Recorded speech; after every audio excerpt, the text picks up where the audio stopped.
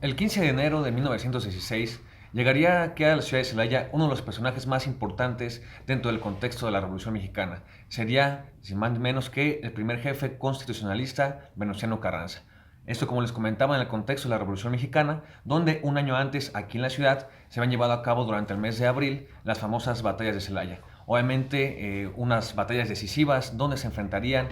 por el lado constitucionalista el general Álvaro Obregón, obviamente como digamos comandante de estas fuerzas del ejército constitucionalista, y por el otro lado la división o la famosa división del norte de Francisco Villa. Pues bien, una vez aquí en la ciudad de Celaya se había asegurado el triunfo del ejército de Venustiano Carranza, y para enero de 1916 este primer jefe había organizado toda una gira que empezaría por el heroico puerto de Veracruz, partiendo hacia las ciudades del norte del país, una vez llegando al centro de este territorio, y sería en la ciudad de Querétaro donde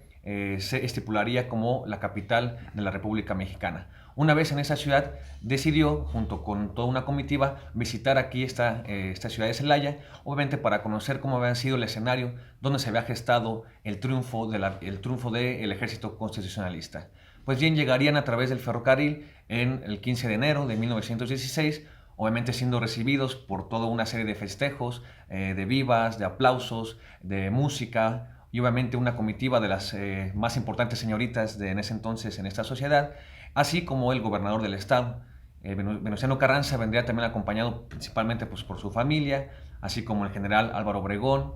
algunos ministros, algunos otros gobernadores de diferentes entidades de la República, y también así como generales que habían participado en estas importantes batallas de Celaya, como lo fue Benjamín Gil o el mismo Joaquín Amaro. En ese contexto llegan a la ciudad de Celaya, parten de lo que es la estación del ferrocarril hacia el centro de la ciudad. Por la hoy conocida calle Álvaro Obregón, obviamente ese nombre se le da justo por el trayecto que hacen con el primer jefe constitucionalista hacia el centro de la ciudad. Una vez en el centro, el gobernador del estado da unas palabras, así como posteriormente toma el uso de la voz uno de los obreros de la fábrica de Soria, obviamente exponiendo en su discurso los beneficios que tendría la revolución justo con la victoria del ejército constitucionalista. Posteriormente pasarían a visitar los principales edificios de la ciudad, siendo elogiados obviamente los inmuebles erigidos por el arquitecto Francisco Adao Tres Guerras, esto algo que era muy normal por todos los visitantes que llegaban a esta ciudad. Posteriormente irían al Teatro Cortázar, donde hoy es en día una tienda departamental, y disfrutarían ahí de una tertulia literaria. Posteriormente pasarían la noche en el ferrocarril nuevamente, regresarían a esos aposentos para descansar. Al día siguiente, el 16 de enero, un día importante porque recorrerían digamos, los escenarios, todo este entorno bélico que se libró un año antes. Obviamente el general Álvaro Obregón fue quien le explicó de manera pormenorizada toda la serie de combates que se llevaron a cabo en esa ciudad al primer jefe constitucionalista. El espacio más